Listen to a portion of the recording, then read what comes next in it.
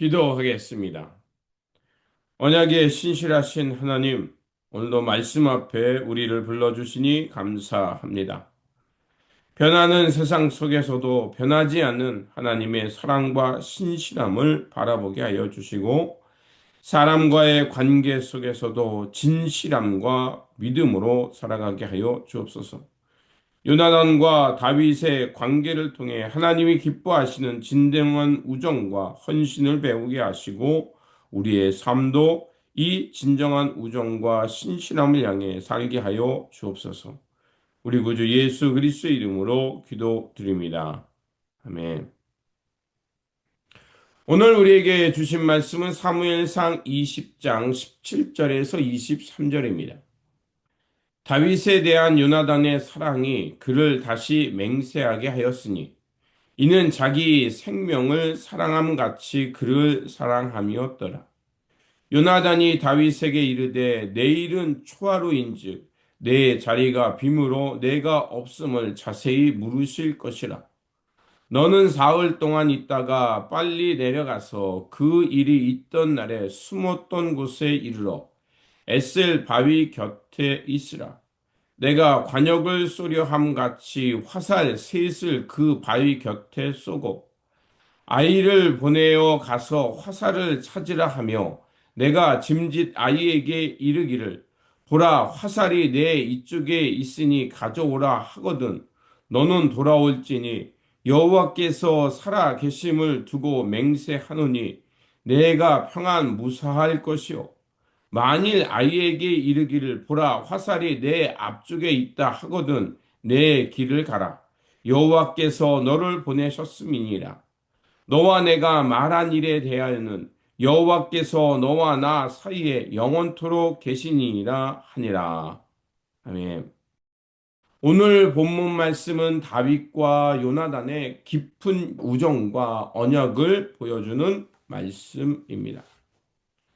사울은 점점 더 다윗을 죽이려 하고 다윗은 자신의 생명이 위태롭다는 사실을 깨닫게 됩니다. 이때 요나단은 아버지 사울과 다윗 사위에서 어려운 선택의 자리에 서게 됩니다. 그러나 그는 자신의 유익이 아니라 하나님의 뜻과 하나님을 향한 사랑을 선택합니다. 오늘 본문 말씀은 우리에게 참된 언약의 삶이 무엇인지 가르쳐 주고 있습니다. 첫 번째로 참된 우정은 진실함 위에 세워진다는 것입니다. 다윗은 요나단에 대한 자신의 상황을 솔직히 말했습니다. 그리고 요나단 역시 다윗에 대하여 진실하게 응답했습니다. 이들의 관계는 단순한 감정을 넘어서 진실한 신뢰 위에 세워진 관계임을 알 수가 있습니다. 이처럼 참된 우정은 좋을 때나 나쁠 때나 함께하는 것이고 또한 위기 순간에도 진실된 마음으로 서로에게 다가서는 것입니다. 두 번째로 언약은 감정보다 더 깊은 헌신을 요구한다는 것입니다. 요나단은 다윗과 언약을 맺은 관계였습니다. 이 언약은 단순한 약속이 아니라 생명을 걸고 서로를 지키기 위한 헌신의 약속이었습니다. 요나단은 왕자의 자리이며 자신의 미래를 내려놓고 하나님의 뜻 안에서 다윗을 선택한 것입니다. 이것이 진정한 언약의 관계입니다. 감정은 변할 수 있지만 언약은 이토록 신실하게 지켜야 한다는 것입니다.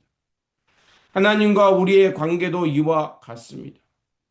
내 상황, 내 뜻이 있지만 그 하나님과의 언약이 소중하게 그것을 내려놓고 하나님의 언약에 대하여 신실하게 헌신적으로 나아갈 필요가 있습니다.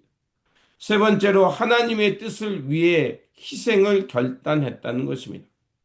요나단은 아버지 사울의 분노를 감수하면서까지 다윗을 보호합니다. 다윗과 요나단은 사울이 정말로 그 다윗을 죽이려고 하는지 확인하기 위해 약속을 다시 한번 나눕니다.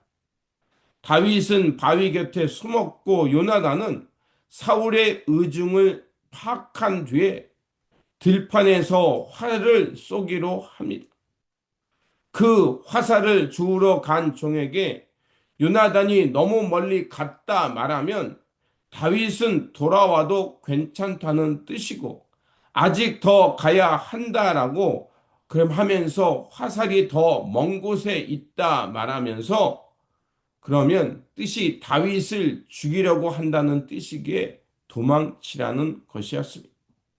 그리고 그 신호를 통해서 다윗이 도망쳐야 한다는 사실을 알려줍니다. 이 선택은 쉬운 일이 아니었습니다.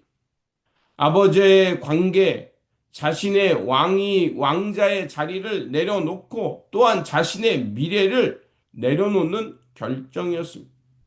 그러나 요나단은 다윗을 보호하고 보내는 것을 선택했습니다. 왜 그랬을까요? 바로 자신의 안위보다 하나님의 뜻을 먼저 선택했기 때문입니다. 이 둘의 관계는 단순히 인간적인 우정을 넘어서 하나님 중심을 향한 관계였던 겁니다.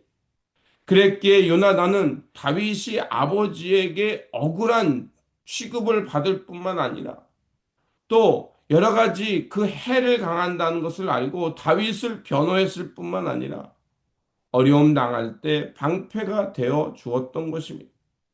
참된 믿음은 하나님의 뜻을 위해 자신을 내려놓는 결단입니다. 우리의 삶에도 선택의 순간이 있습니다. 그때 우리는 무엇을 먼저 생각하며 선택합니까? 나의 유익입니까? 아니면 하나님의 뜻입니까? 상처를 주는 것도 사람이고 다시 힘을 불어넣는 것도 사람입니다. 가장 중요한 때에 그 도움이 필요할 때 그 주변의 관계가 선명히 드러나게 됩니다.